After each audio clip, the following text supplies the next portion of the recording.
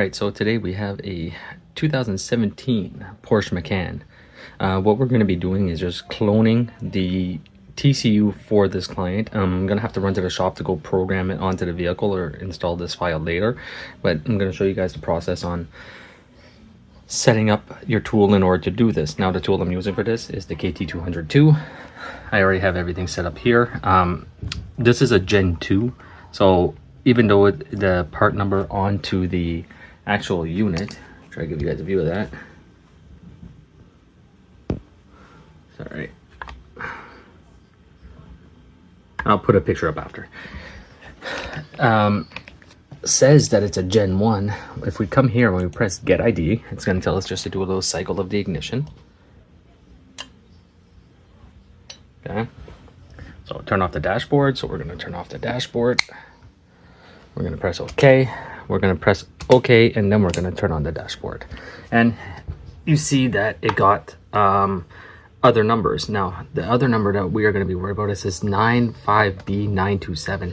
This number right here overrides the number that is actually onto the TCU, and it makes this a Gen 2. All right. The reason that we take and we always do a get idea is to make sure that we can actually communicate with the unit. All right. So we're going to read file.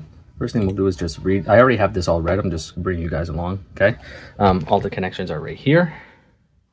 Let's put a little bit of light for everybody. There we go. Okay. Give everybody a little bit of light. So my connections are right there. Now we're going to go and read file, and it's going to tell us to do basically the same thing. So we're going to put this as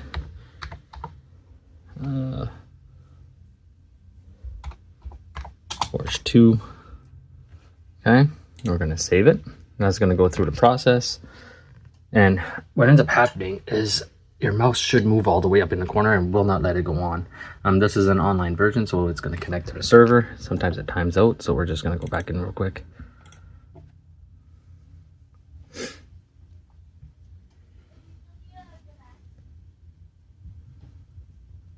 Alright, so we're going to do the get ID again. This time we're going to cycle off the ignition. I forgot to do that. That was my fault. Turn off. Good. Press OK. Turn on. And we got the ID again. So now we're just going to get the EEPROM file. And then you would have to get the flash. And then I also do a backup just because. Okay. So I always get the flash, the EEPROM, the flash, and then I do a backup. That's the way that I do it. You don't have to do it like that. But sometimes it's in your best interest to get multiple reads. So we're just going to read file. So we're going to go PORS2. We're going to save it as that. Now it should go.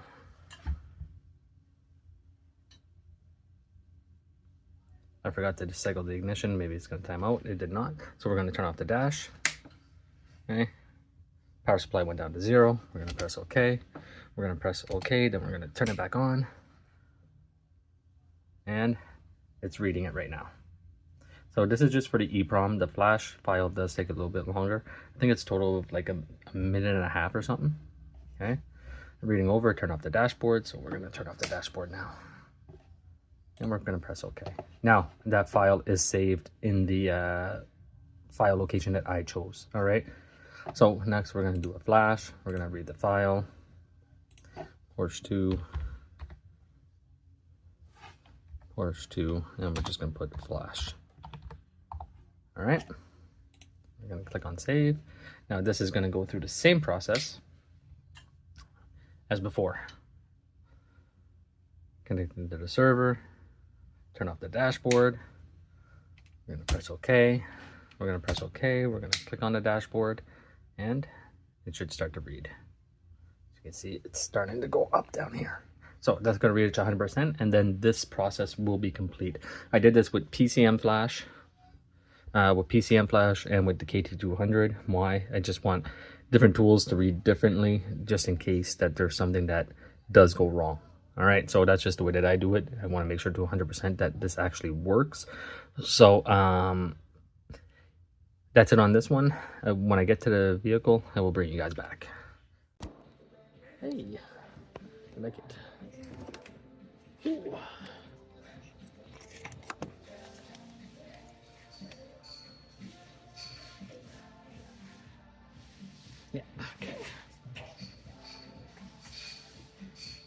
this is gonna be rough. You can see it over there. Oh, that's bright. I like that. Okay, let's see what we can see and what we can't see. Yeah, I don't know. This one might be too big. I gotta try and get in on the inside here. Yeah. 9, 13, about that. Okay. Should be able to get to the 2,000 grams. I'm gonna have trouble with one of them. There's a foam to see on the inside. So at this part, we are just taking and reading the information from the TCU that's on the vehicle. And then on this part, we are taking and loading the data that we read at my house. Now, it is very important that you load the backup file. It's the only way to get that file back in. If you try doing EEPROM or Flash, you will not be able to.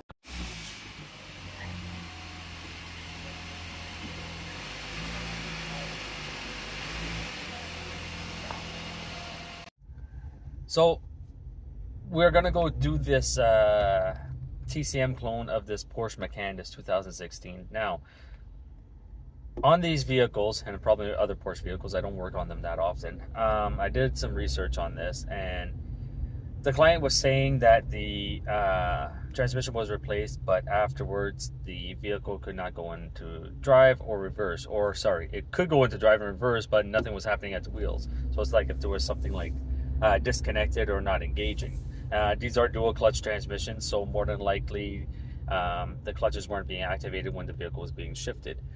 So after doing some research, I found that there are two separate parts of the immobilizer system on the Porsche Macan, and like I said, probably more Porsche's models are also like this now, where you have the immobilizer system for the engine, and you also have the immobilizer system for the transmission. Now, the engine is going to stop the vehicle from starting, and the transmission is going to stop the vehicle from driving. So you could actually have a partial immobilizer system on these vehicles. You could have it so that the engine will start, but the vehicle will not drive. So it's a weird system that they put in, but I guess it's to deter thieves from actually being able to take and just swap the parts out of them. But needless to say, there's only two ways to fix this. And the first way is by using Porsche's OEM software to actually take and do a full coding and programming of the TCM and basically match it to the vehicle.